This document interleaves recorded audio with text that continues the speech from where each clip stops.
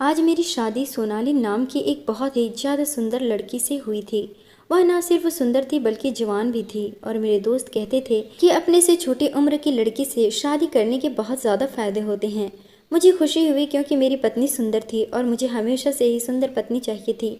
जवान भी थी। मेरी माँ ने ही इसको मेरे लिए पसंद किया था। मेरी माँ भी जब रिश्ता देख रही थी तो यही कहती थी कि लड़की सेहत के हिसाब से अच्छी होनी चाहिए, ठीक होनी चाहिए, शरीर में जान होनी चाहिए, जवान होनी चाहिए।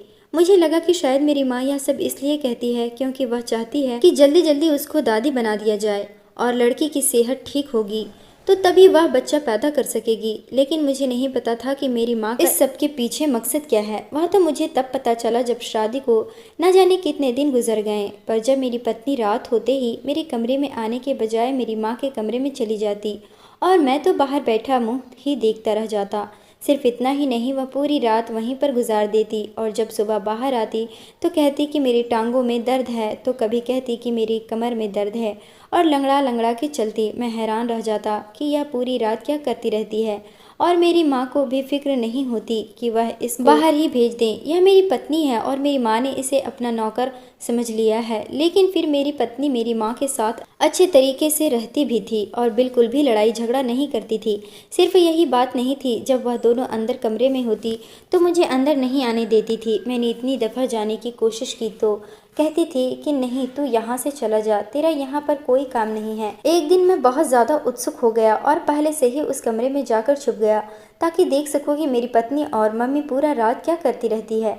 मेरे दिमाग में तो ऐसी कोई बात नहीं थी जो बहुत ही ज़्यादा अजीब हो, लेकिन इस कमरे में वह दोनों मिलकर जो कर रही थी वह न सिर्फ अजीब था बल्कि बहुत ही ज़्यादा शर्मसार कर देता, क्योंकि वह दोनों सारी रात ज़मीन पर बैठकर एक दूसरे के मेरा काम भी अच्छा था और मेरे घर में ज़्यादा लोग भी नहीं थे। लेकिन प्रॉब्लम था, हमारा घर एक बहुत ही पुराना सा घर था, बिल्कुल ऐसा जैसे 1947 के ज़माने का होता है। सब कहते थे कि इस घर को छोड़ दो, नहीं तो यह घर आप लोगों के ऊपर गिर जाएगा। दरअसल यह घर नहीं, छोटी सी हवेली ही थी, पर मेरी माँ कहती थी कि मैं इस घर में ही ब्याह कर आई थी और यहाँ से मेरी अर्थी ही निकलेगी और कहीं नहीं जाऊँगी। मुझे मेरी माँ से इतना ज़्यादा प्यार नहीं था कि मैं उनकी आज्ञा का पालन करता रहता। मसला यह था कि आजकल किराए पर घर मिलना भी बहुत मुश्किल था और मेरे पास इतने पैसे नहीं थे। मैंने अपनी माँ का एक बहुत बड़ा नुकसान किया था।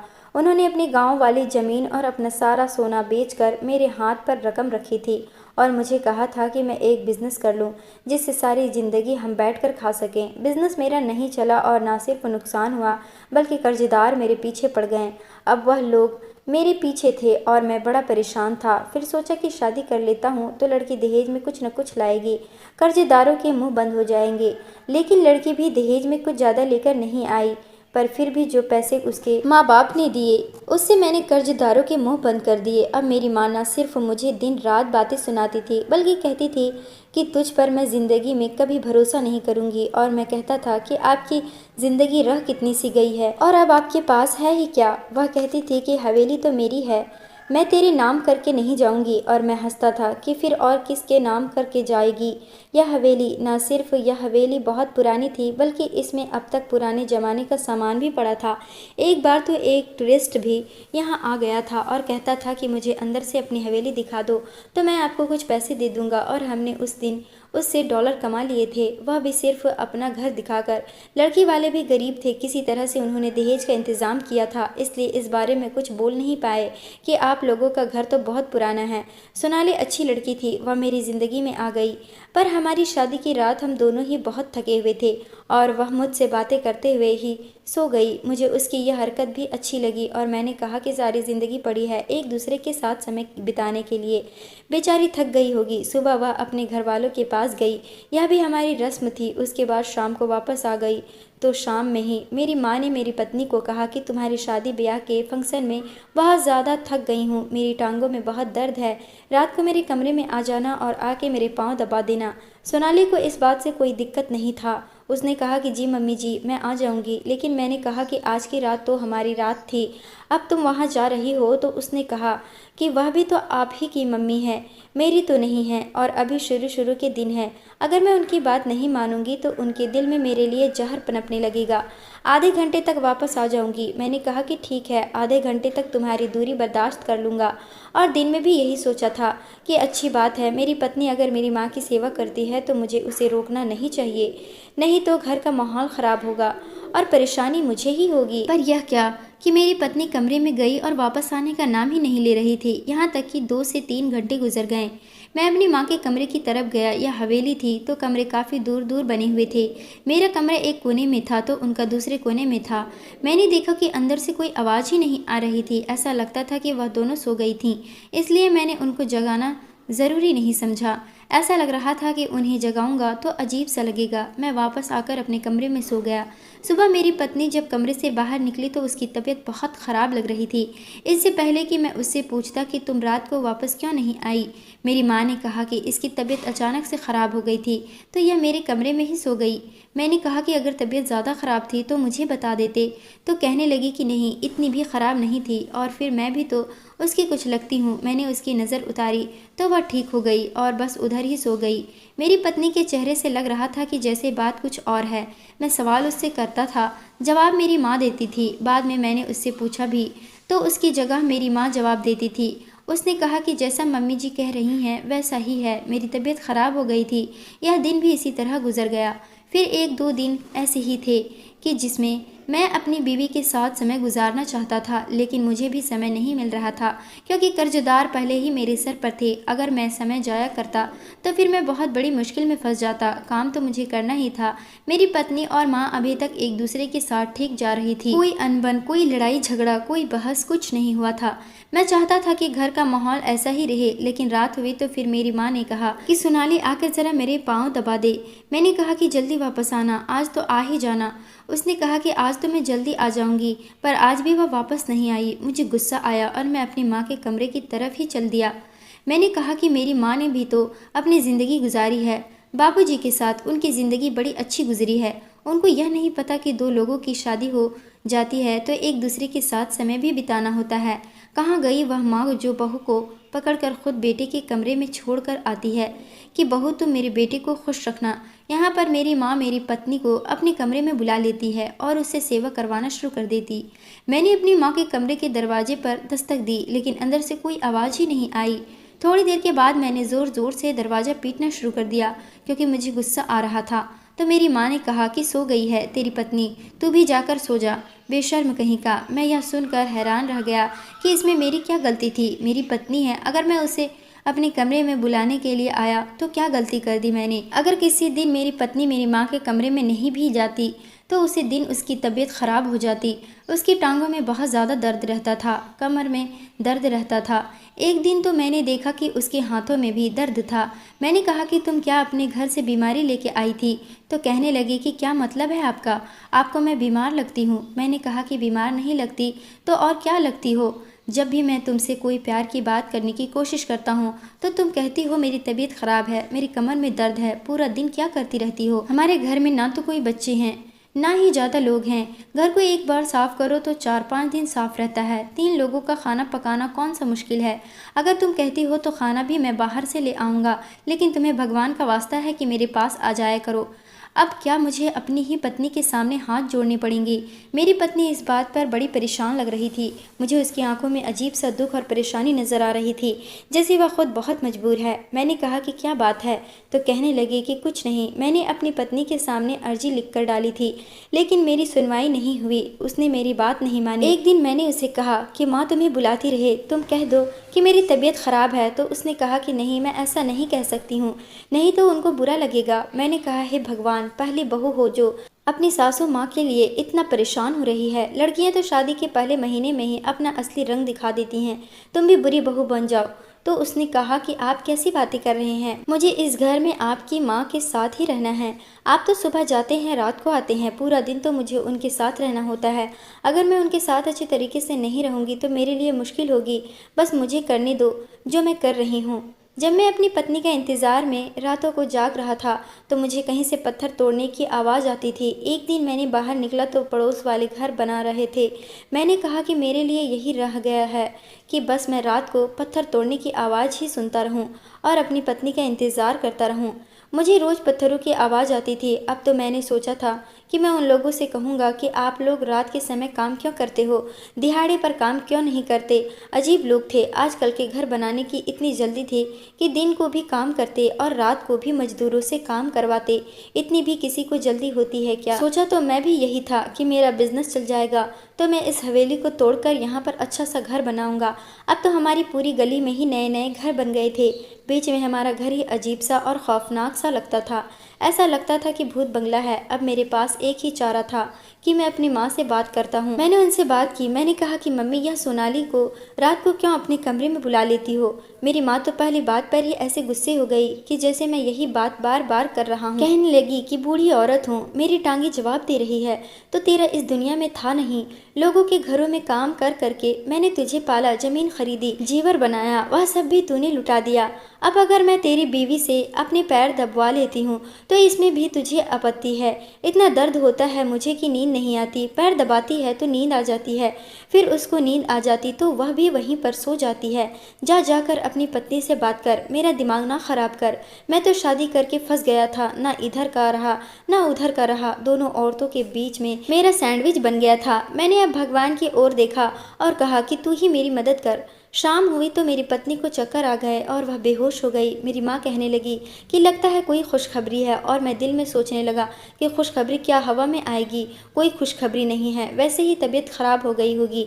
मैं अपनी पत्नी को डॉक्टर के पास ले जाना चाहता था, लेकिन मेरी माँ कह रही थी कि डॉक्टर के पास ले जाने की ज़रूरत नहीं, अभी ठीक हो जाएगी। उसने मेरी पत्नी के चेहरे पर पानी के छींटे मारे, उसे लाल मिर्च भी सुंघाई, पुदीने के पत्ते भी सुंघाई, लेकिन वह उठ ही नहीं रही थी। ज़्यादा ही बीमार हो गई थी शायद। अब मैंने कहा कि फिर इसको कुछ हो गया तो मेरी पत्नी मेरी जिम्मेदारी है। मैं उसे डॉक्टर के पास ले गया। हमारे मोहल्ले में करीब एक लेडी डॉक्टर बैठती थी। वहाँ जाकर मेरी पत्नी को होश आ गया तो मैंने कहा कि चेकअप करवा लेते हैं, अब आए हैं तो पता चले कि यह सब हुआ क्यों था। पर वह कहने लगी कि नहीं नहीं, मैं नहीं जाऊंगी। डॉक्टर ने उसका चेकअप किया और जब वह बाहर आई तो डॉक्टर ने मुझे अजीब सी नज़र से देखा। कहने लगी कि आजकल के मर्दों का तो कोई हल नहीं है। मैंने कहा कि क्यों डॉक्टर, क्या हुआ। तो कहने लगी कि तुम्हें पता होना चाहिए कि क्या हुआ है। अरे अपनी शक्ल तो तुम्हारी ऐसी है, पत्नी तुम्हें भगवान ने सुंदर दे दी, इसका मतलब यह है कि जान ले लोगे लड़की की। मैं हैरान रह गया। मैंने कहा कि लेकिन मैंने क्या है। तो डॉक्टर ने कहा कि यह तो तुम दोनों पति पत्नी का आपसी मामला है, तुम लोगों को पता है कि क्या किया है, लेकिन पुरुष के जिस्म की भी एक हद होती है, जरा से ज्यादा मेहनत मजदूरी नहीं कर सकता है, और तुमने इससे कोई इतना ज्यादा मुश्किल काम करवाया है कि इस बेचारी को चक्कर आ गए, इसका बीपी लो हो गया है और यह बेहोश हो गई। और जिस तरह से यह होश में नहीं आ रही थी, अगर इसी तरह कुछ वक्त ज़्यादा गुजर जाता तो फिर और बहुत बड़ा मसला बन जाता। अपनी पत्नी को कुछ दिन आराम भी करने दिया करो, उसके पीछे ना पड़े रहा करो। यह मोहल्ले में बैठने वाली लेडी डॉक्टर थी, मोहल्ले की औरतों को बर्दाश्त करती थी। इसकी जबान कड़वी थी, लेकिन यह जिस किस्म की बातें कर रही थी मैं समझ गया था कि उसका इशारा किस तरफ है। वह कहना चाहती थी कि आप अपनी पत्नी के साथ ज़्यादा समय नहीं बिताया करें, उसे थोड़ा आराम करने दिया करें। पर उसे कौन बताता कि यहाँ पर तो आराम ही आराम चल रहा है। पर यह सोचकर मैं हैरान हुआ कि अगर ऐसी बात है तो फिर डॉक्टर ने यह सब क्यों कहा कि मेरी पत्नी को आराम करने की ज़रूरत है और उसके साथ कुछ ज़्यादा ही हो रहा है, जबकि वह तो अभी तक ठीक से मेरी हुई भी नहीं थी, मेरे पास भी नहीं थी। अगर मैं अपनी पत्नी के बारे में सोचता तो वह अच्छी लड़की थी, खूबसूरत थी, मेरे साथ अच्छे तरीके से बात करती थी। मैं आता था तो मुझे खाना खिलाती थी और शाम तक हम लोग एक दूसरे के लिए बिल्कुल पागल हो जाते थे। लेकिन जैसे ही रात होती तो मेरी माँ उसे अपने कमरे में बुला लेती थी, और आजकल मैं देख रहा था कि मेरी पत्नी के चेहरे पर अजीब सा डर था। वह हमेशा डरी डरी रहती थी। एक दिन मुझे कहने लगी, आपको मुझसे कितना प्यार है।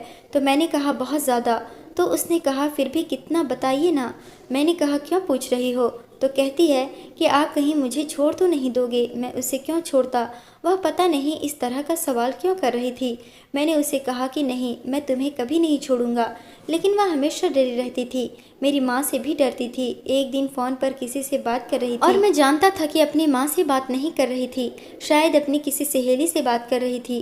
कह रही थी कि मेरी सासू माँ ने मुझे बहुत तंग कर रखा है, मैं बहुत परेशान हूँ और मुझे यह समझ नहीं आती कि मेरा इस घर में वक्त कैसे गुजरेगा।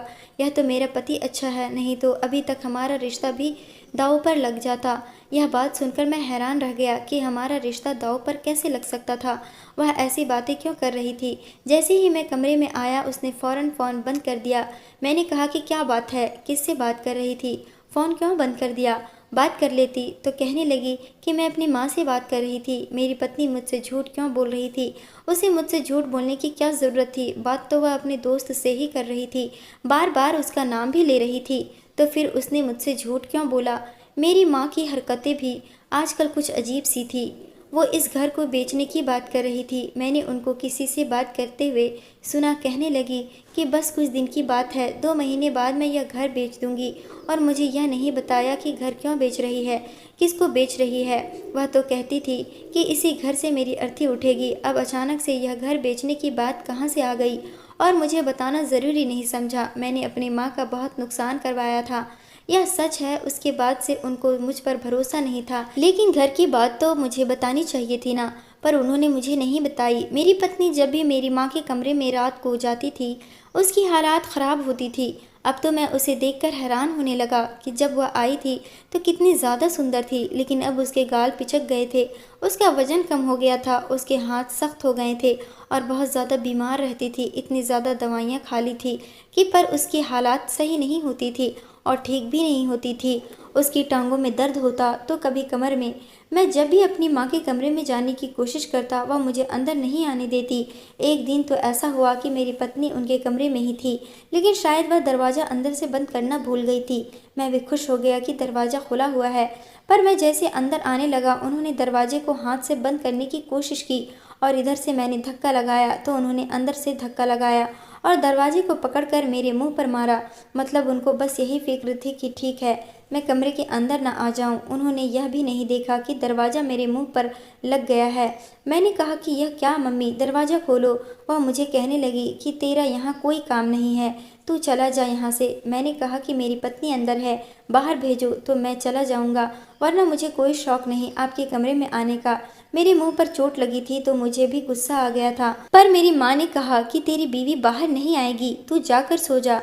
अब उन्होंने रोज का यही धंधा बना ली थी। वह मेरी पत्नी को कमरे में अंदर से बंद करके ही बैठ जाती थी। मैंने अपनी पत्नी से बार बार पूछा कि क्या बात है, मुझे बता दो। वह बहुत डरी हुई रहती थी, लेकिन वह मुझे बात नहीं बता रही थी। अब मेरे पास और कोई रास्ता नहीं था। एक तरफ मेरी पत्नी मुझसे झूठ बोल रही थी, दूसरी तरफ मेरी माँ मुझसे झूठ बोल रही थी, क्योंकि जब मैंने पूछा कि क्या आप यह हवेली बेचना चाहती हो तो उन्होंने कहा कि नहीं। तुझे किसने कहा? मैं तो नहीं बेचना चाहती, जबकि मैंने अपने कानों से सुना था कि वो हवेली को बेचने की बातें कर रही थी। इन दोनों औरतों ने मिलकर मुझे पागल बनाया हुआ था। अब मुझे कुछ और ही सोचना था। जो कुछ भी हो रहा था वह इस कमरे के अंदर हो रहा था और जिसमें मुझे जाने भी नहीं देते थे, तो मुझे ही किसी तरह वहां जाना था और पता करना था कि उस कमरे में अंदर क्या हो रहा है। और यह मैं तभी कर सकता था जब मैं खुद उस कमरे के अंदर जा सकता था और मेरी माँ मुझे जाने नहीं देती थी। तो मेरे दिमाग में एक खुराफाती प्लान आ गया। एक दिन मैंने सुबह ही अपनी पत्नी और माँ से कहना शुरू कर दिया कि आज मैं शहर से बाहर जा रहा हूँ। मेरी माँ को हमेशा ही मुझ पर गुस्सा आता रहता था। इस बार भी कहने लगी कि फिर किसी के पैसे लेकर जा रहा है। मैंने कहा कि माँ काम से जा रहा हूँ, बहुत ज़रूरी काम है। उसने कहा कि हाँ जा, चला जा। मैंने कहा कि आज मेरी पत्नी को अपने कमरे में मत बुलाना, बेचारी थक गई है, उसे आराम करने देना। उसने कहा कि हाँ ठीक है, नहीं बुलाऊंगी तेरी लाड़ो पत्नी को। तूने तो उसे लाड़ करके बिगाड़ दिया है, लेकिन याद रखना कि जब औरत इतनी बिगड़ जाए तो फिर ठीक नहीं होती। जो मैं तेरी पत्नी के साथ कर रही थी ना ठीक थी ना तेरी। अगर कोई मेरी पत्नी की हालत देखता तो वह फौरन यह बात कह सकता था कि इस लड़की के साथ ज़रूर कुछ बुरा हो रहा है। सिर्फ पैर दबाने की वजह से किसी के साथ इतना बुरा नहीं हो सकता था। हमारी शादी को इतना वक्त नहीं हुआ था जितने किलो वजन उसका कम हो गया था। बात कुछ और ही थी जो मेरी माँ छुपा रही थी। मेरे प्लान में सिर्फ यह नहीं था कि मैं झूठ बोलता कि मैं दूसरे शहर जा रहा हूँ, रात वहाँ पर गुजारूंगा और ख़ुद कमरे में छुप जाता, बल्कि मैंने अपनी मौसी को भी फ़ोन कर दिया और कहा कि आप आज हमारे घर आ जाना, आपकी दावत है। लेकिन यह बात मेरी माँ से ना कहना कि मैंने आपको फ़ोन किया था, तो वह कहने लगी कि इस तरह तो तेरी माँ मेरे गले पड़ जाएगी। लेकिन मैंने कहा कि मौसी मुझे बड़ा ज़रूरी काम है, आप मेरी मदद करो। तो फिर मैं भी आपको कुछ न कुछ लेकर दूंगा। मेरी मौसी बड़ी लालची औरत थी। उसने कहा कि ठीक है, और वह घर आ गई। जैसे ही वह घर आई, मैं तो पहले से ही घर के अंदर छुपा हुआ था। मेरी पत्नी और माँ उसकी सेवा में लग गई, उसके लिए खाना बनाने में लग गई, और मैं जाकर अपनी माँ के कमरे में छुप गया। मैंने अपनी माँ के कमरे में पहले भी आ चुका था, लेकिन आखिरी दफ़ा कब आया था मुझे याद नहीं था। और कहते हैं जब यहाँ पर राजा महाराजा रहते थे तो यह उनकी खिदमत गाह थी, जहाँ वह अपनी रानियों के साथ रहते थे। इस घर की दीवारों के रंग कब से खराब हो चुके थे। एक बार हमने ठीक करवाए थे पर फिर खराब हो गए, इसीलिए दीवारों पर बड़े बड़े पर्दे लगाए गए थे। मुझे नहीं पता था कि मेरी माँ जल्दी कमरे में आ जाएगी, लेकिन शायद वह कमरे से कोई चीज़ उठाने के लिए आई और मुझे फौरन से छुपना पड़ा। तो मैं एक पर्दे के पीछे छुप गया। मुझे पता था कि यह जगह छुपने के लिए अच्छी नहीं है, शायद मुझे इससे ज़्यादा अच्छी जगह पर छुपना चाहिए था, लेकिन मैं और क्या करता, मेरे पास और कोई रास्ता नहीं था। मेरी माँ ने पूरी ज़िंदगी इस कमरे में गुजारी थी, उसे बेवकूफ़ बनाना इतना आसान नहीं था। बस मैं ऐसी जगह पर छुप गया और भगवान से प्रार्थना करने लगा कि मेरी माँ पहले ही मुझ पर विश्वास नहीं करती थी, इसके बाद थी वह मुझ पर बिल्कुल भी विश्वास नहीं करती और शायद मुझे घर से भी निकाल देती। मैं यहीं पर छुपा रहा। जैसे ही शाम हुई, मेरी माँ कमरे में आई और फ़ोन पर किसी से बात करने लगी। कहने लगी, मुझे 9 लखा हार चाहिए, हाँ वह भी अपनी बहू के लिए, उसका नाम भी लिखा हो, उसके पीछे शगुन के सिक्के भी चाहिए। मैं हैरान रह गया कि मेरी माँ मेरी पत्नी के लिए 9 लखा हार बनवा रही है। उसे हार का नाम 9 लखा था, लेकिन वह 9 लाख में नहीं बनता था, इससे भी ज़्यादा महंगा था। मेरी माँ तो मेरी पत्नी को अच्छा नहीं समझती थी, फिर उसके लिए इतना बड़ा महंगा सोने का हार क्यों बनवा रही थी और ऑर्डर दे रही थी। थोड़ी देर बाद ही उसने किसी और से भी फ़ोन पर बात करनी शुरू कर दी।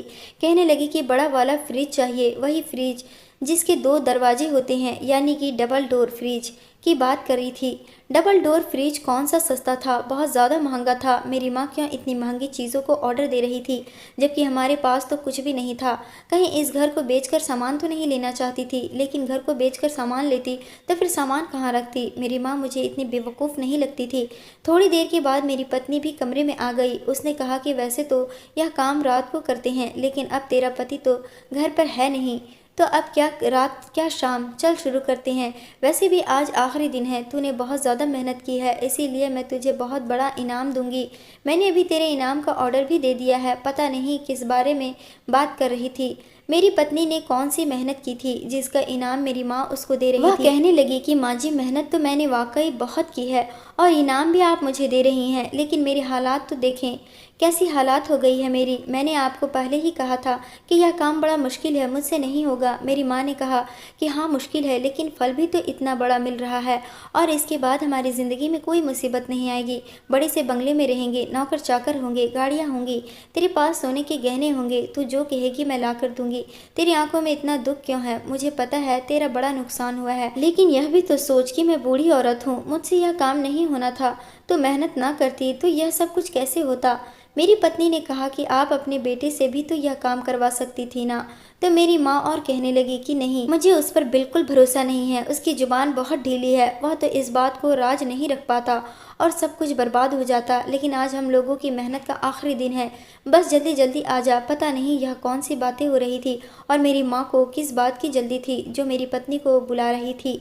जब मेरी पत्नी ने हाथ में एक फावड़ा उठा लिया तो मैं हैरान रह गया कि इस कमरे में फावड़े का क्या काम है। उसके बाद इस कमरे में जो हुआ वह देखकर तो मेरी आंखें फटी की फटी रह गई। मेरी माँ ने दीवार से वह बड़ा सा पर्दा हटाया तो सामने तो एक सुरंग थी, और ऐसा लगता था कि यह सुरंग किसी ने खुद खोदी थी। और सिर्फ इतना ही नहीं, वहाँ पर कुछ और भी था। मेरी तो सांस रुकने लगी थी। इस दीवार के नीचे एक सुरंग जा रही थी और उसके अंदर एक बहुत बड़ा संदूक नजर आ रहा था जो पत्थर के अंदर फंसा हुआ था, जिसको निकालना बहुत मेहनत का काम था।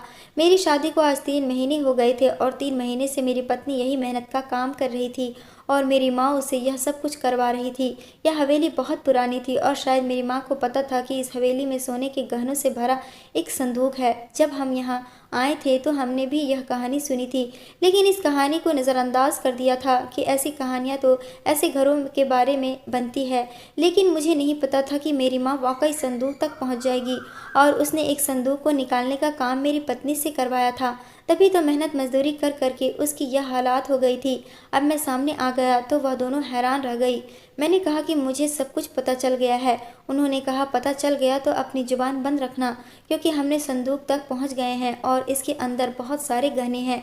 अगर तूने यह बात किसी को बताई तो बहुत बुरा होगा, हमारे घर पर हमला भी हो सकता है। मैंने अपनी पत्नी के हाथ से फावड़ा ले लिया और कहा, मैं निकालता हूँ संदूक को, आपको यह बात मुझे बतानी चाहिए थी। मेरी पत्नी से मेहनत क्यों करवाई? तो मेरी माँ ने कहा, अगर तुझे बताती तो तू यह बात किसी और को बता देता, इसलिए तेरी पत्नी से मेहनत करवाई, क्योंकि मैं तो नहीं कर सकती थी। मैंने कहा, इतना भी आपको भरोसा नहीं था मुझ पर? माँ, क्या बात करती हो? वह कहने लगी कि मुझे अब भी तुझ पर भरोसा नहीं, तू चला जा यहाँ से, तेरा इसमें कोई हिस्सा नहीं है। मैंने कहा, मैं नहीं जाऊँगा, मेरा इसमें हिस्सा है। मैं जिद करने लगा तो मेरी माँ भी मजबूर हो गई और मेरी मदद लेने के लिए तैयार हो गई। मैंने फावड़ा मारा। वाकई यह काम बहुत मेहनत का था। अब समझ आया कि मेरी पत्नी का इतना वजन इतनी जल्दी क्यों कम हुआ था। उस संदूक को बाहर तो निकाल लिया था, लेकिन अब यह नहीं पता था कि इसके अंदर वाकई सोना था या नहीं। पर वह संदूक बहुत ज़्यादा भारी था। हम तीनों को उसे उठाना पड़ा और जब संदूक को खोला तो हैरान रह गए। उसमें तांबे और लोहे के बर्तन थे और उन बर्तनों के अंदर पुराने ज़माने के कुछ गहने और थोड़े से सोने के सिक्के थे। इतने पैसे नहीं बनते थे इन चीज़ों के जितने मेरी माँ ने समझ रखे थे कि वह यह घर की बेच रही थी और लाखों के गहने बनवा रही थी। मेरी पत्नी ने तो रोना शुरू कर दिया। उसने कहा, मेरी इतनी सारी मेहनत बेकार हो गई। यह तो इतने ज़्यादा नहीं है, इन बर्तनों का क्या? मैंने कहा, यह बर्तन भी बिक जाएंगे। मैं अपनी पत्नी को तसल्ली देने लगा और मेरी माँ ने अपना सिर झुका लिया, क्योंकि उसने सोचा था कि यह संदूक सोने से भरा होगा और हमारी सारी ज़िंदगी हमें पैसा नहीं कमाना पड़ेगा, क्योंकि जब हमने इस संदूक के सारे गहने और सोने को निकाला तो वह लाखों रुपए बने, करोड़ों नहीं, और लाखों भी इतने ज़्यादा नहीं थे। बस हम लोगों ने फिर यह हवेली भी बेच दी और थोड़े पैसे साथ मिलाकर एक छोटा सा घर ही खरीद पाए। उसके बाद ही हम बिजनेस नहीं बना सके। मेरी पत्नी के साथ वाकई बहुत बुरा हुआ। उसने कहा कि मैंने भी लालच किया था, इसलिए मुझे लालच की सज़ा मिली है। आप लोग बताएं कि सज़ा किसको मिली और सबसे ज़्यादा बुरा किसके साथ हुआ?